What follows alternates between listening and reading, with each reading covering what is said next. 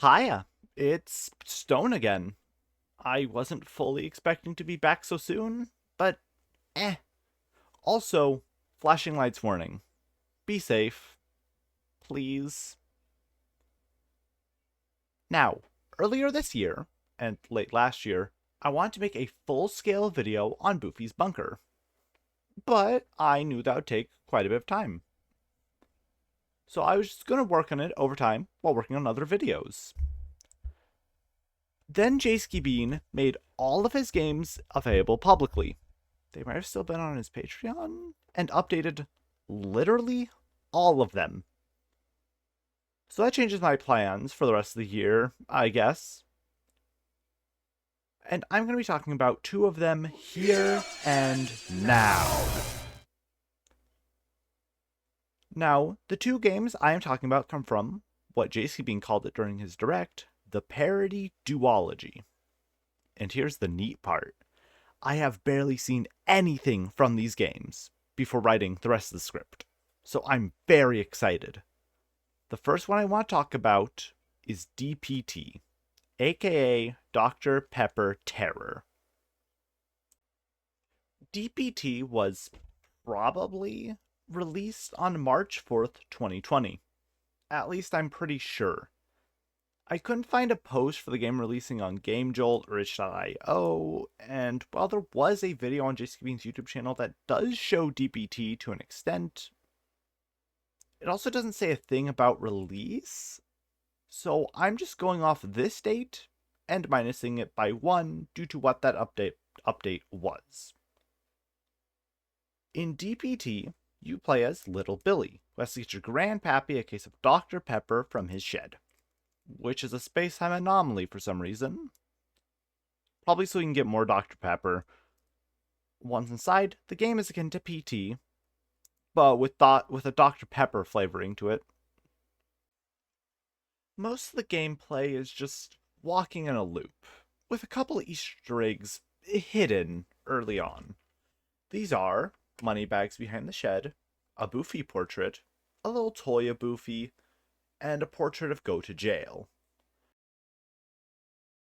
This charming fella is a little sweet, and I don't know if they can kill. They more so just freaked me out once or twice due to their teleporting. Also, this entire section took me so long because I missed like 2 cans, which caused me to be in this room for a certain amount of time that I'll add in post. Which I am slightly disappointed in myself about. We get to the second to last hallway and get a gun, which has 1 bullet in it.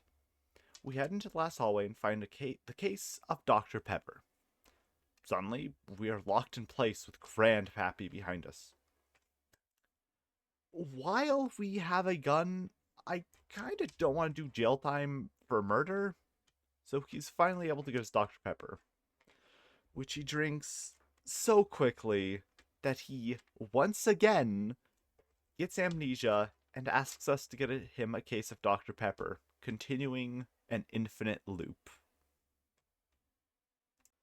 We just got the bad ending, but don't worry, we can continue from that final room and just get the other ending.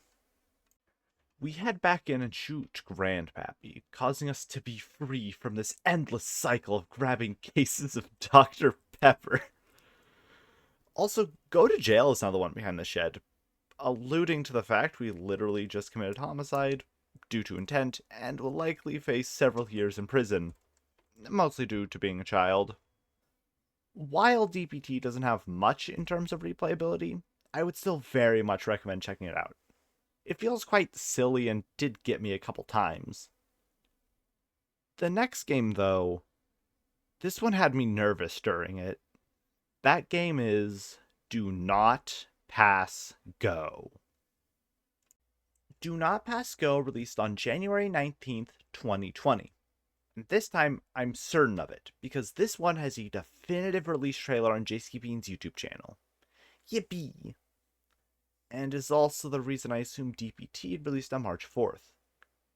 That's because this game's first update being one day after launch.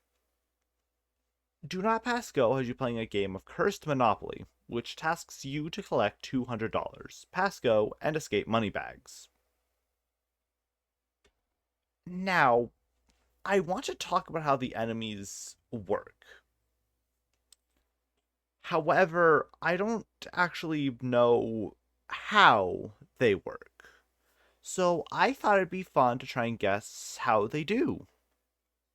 So, it's time for a dumbass tries to figure out how an enemy works while she has no programming knowledge. Patent pending. Moneybags is the first threat.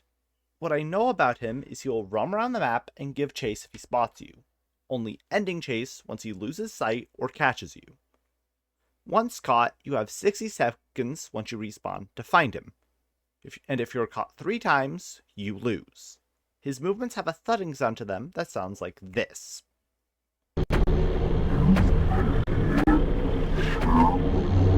What I don't know is how his pathing works. I assume that he chooses a place to go and will follow his pathing until he sees the player or reaches the end. In which case, he would probably choose a new destination. I really like Moneybags as the main threat. He feels oppressive while being simple to avoid. His thumping makes it easy to tell when he's near, though usually makes me feel uneasy. It feels like the ticking of a clock, almost as if I'm running out of time and he will find me. Go to jail is the second and final threat. What I know about him is he moves around the map quite similarly to Moneybags, just with no thumping. If Go to Jail catches the player, he will lock them in a cell for some time while also taking a $10 bill and dropping it along his route. Go to Jail has a voice line that plays when he is near, which is usually pitched differently and has a different speed every time he says the voice line.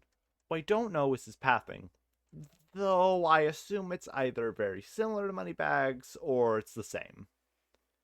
I also don't know his exact timing, and while I could get a stopwatch out, I feel a better tell is that you usually get out soon after he drops the money he took from you, which uses the same effect as when you pick up money. Go to Jail feels like Moneybags, but a version that allows you to risk more when it comes to encounters with him, as he doesn't kill you. He basically doesn't stress me out, and I think his inclusion does spice things up a lot. Normal mode is pretty lax while still being stressful. Moneybags makes for a good main threat, having an obvious audio cue, while Go to Jail has moments where you can risk trying to run past him to try and make more progress. Moneybags and Go to Jail generally work pretty well as a pair of threats, as one is typically always avoided and the other is a sort of gamble. It results in a quite fun gameplay loop.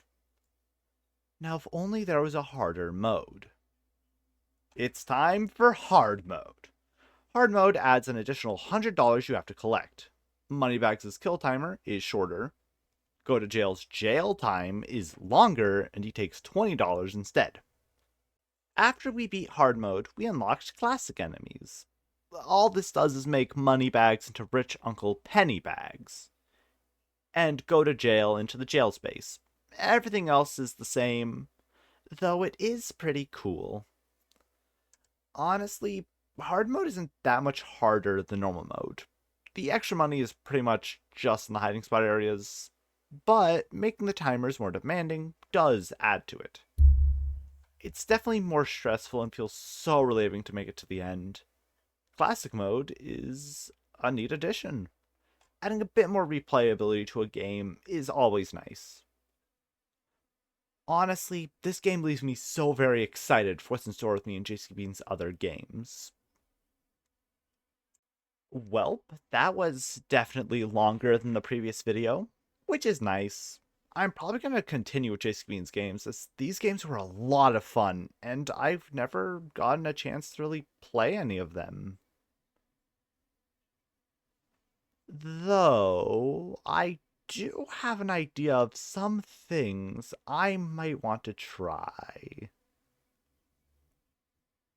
Well, if you enjoyed the video, consider liking and subscribing. It means a lot and helps as well. Anyways, I've been a rock. Hope you enjoyed. I'm going to bed. Bye.